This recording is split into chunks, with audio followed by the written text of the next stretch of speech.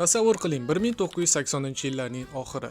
Italiya. Yosh universitet talabasi Francesco Cirillo o'qishda qiynalmoqda. Stolida kitoblar va yozuvlar uyumi bor, lekin u doim chalg'iydi va natijada diqqatni jamlay olmaydi. Bir kuni hafsalasi pir bo'lib oshxonaga qaraydi va peshtaxtada pomidor shaklidagi kichik qizil va jaranglab turgan taymerni ko'rib qoladi. U beixtiyor pichirlab pomodoro deydi. Italyanchada bu pomidor degani. U birdan taymerni 25 daqiqaga sozlaydi va o'ziga shart qo'yadi. Taymer jirillaguncha faqat dars qilaman. Hech qanday chalg'ich va bahona yo'q. Taymer jirillaganda esa hayratda qoladi. U aslida ancha ish bitkazgan edi. Bu oddiy pomidor shaklidagi taymer unga yangi fikr beradi. U o'qish vaqtini 25 daqiqalik ishlash bo'limlariga, ularning orasini esa qisqa tanaffuslarga ajratadi. To'satdan o'qish yengilroq va boshqariladigan bo'lib qoladi. Francesco bu usulni takomillashtiradi va boshqalar bilan bo'lishadi. Va oradan yillar o'tib, bu oddiy oshxona taymeri dunyoga mashhur samaradorlik usuli pomidor texnikasiga aylanadi.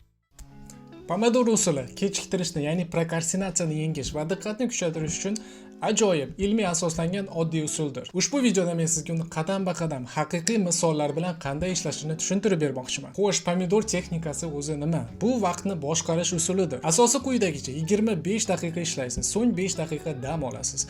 Bu bitta pomidor bo'ladi. 4 ta pomidordan so'ng 15-30 daqiqalik uzoqroq tanaffus qilasiz. Juda oddiy tuyulishi mumkin, to'g'rimi?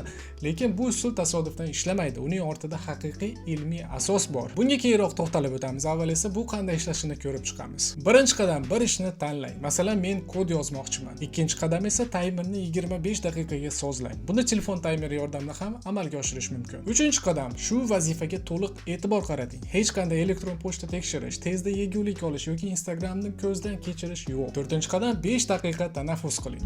Cho'ziling, suv iching, sevimli qo'shig'ingizga raqsga tushing, xullas, nima xohlasangiz. Ushbu jarayonni 4 marta takrorlagandan keyin o'zingizni uzoqroq tanaffus bilan rag'batlantirishingiz mumkin. Keling, buni yana bir misol bilan ko'rib chiqamiz. Tasavvur qiling, oldinda katta tarix imtihoningiz bor. Agar pomidor usulidan foydalanmasangiz, kitobga shunchalik tikilib, oxir-oqibat hammasini tashlab telefon titkilashga o'tib ketish ehtimoli juda yuqori bo'ladi. Lekin pomidor usuli bilan ushbu jarayonni osonlashtirish mumkin. O'qish jarayonini mayda qismlarga bo'lasiz. Masalan, birinchi 25 daqiqa birinchi bobni o'qib, asosiy fikrlarni yozib olish mumkin. Taymer chalinganda 5 daqiqa tanaffus qilasiz.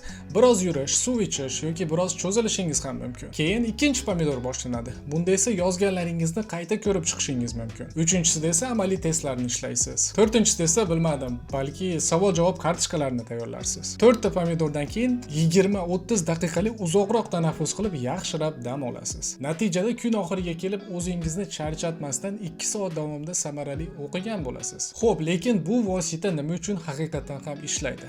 Ilm-fan. Bizning miyamiz uzoq vaqt davomida uzluksiz ishlashga moslashmagan. Illinois universiteti kabi tadqiqotlar shuni ko'rsatadiki, qisqa tanaffuslar zo'riqishni oldini oladi va diqqatni o'tkir saqlaydi. Nima uchun aynan 25 daqiqalik ish bo'laklari ekan deb o'ylashingiz mumkin. Tadqiqotlarga ko'ra, odamlarning diqqatini jamlab ishlay oladigan o'rtacha vaqti shu atrofida. Shundan keyin miyamiz bo'shashib, chalg'iy boshlaydi. Qolaversa, kichik tanaffuslar dopamin ishlab chiqarishga sabab bo'ladi.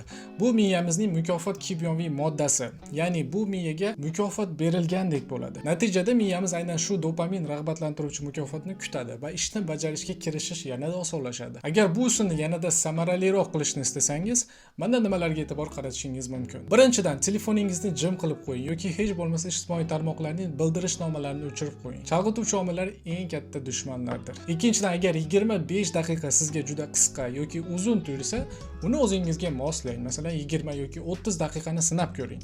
Lekin ish va tanaffus o'rtasidagi nisbatni saqlash muhimdir. Uchinchidan, nechta pomidor bajarishingizni oldindan rejalashtiring. Masalan, oldindan yozib qo'yishingiz mumkin. 2 ta pomidorni email xabarlarga javob berishga, 3 ta pomidorni videoni tahlillashga ajrataman. 1 ta pomidor, 2 ta pomidor. Va agar ushbu jarayonda kimdir bezovta qilsa nima bo'ladi deb o'ylayotgan bo'lsangiz, bu holatda shunchaki taymerni pauzaga qo'yib, ishni hal qilishingiz mumkin va keyin yana asosiy ishingizni davom ettirishingiz mumkin. Xullas, mana sizga ajoyib pomidor texnikasi. Oddiy, ilmiy asoslangan va darhol qo'llash mumkin bo'lgan samarali usul. Bugunoq sinab ko'ring. Balki anchadan beri ortga surib kelayotgan ishingizni bajarish uchun qo'llarsiz. Qanday natija bergani haqida izohlarda yozib qoldiring. Ko'rishguncha.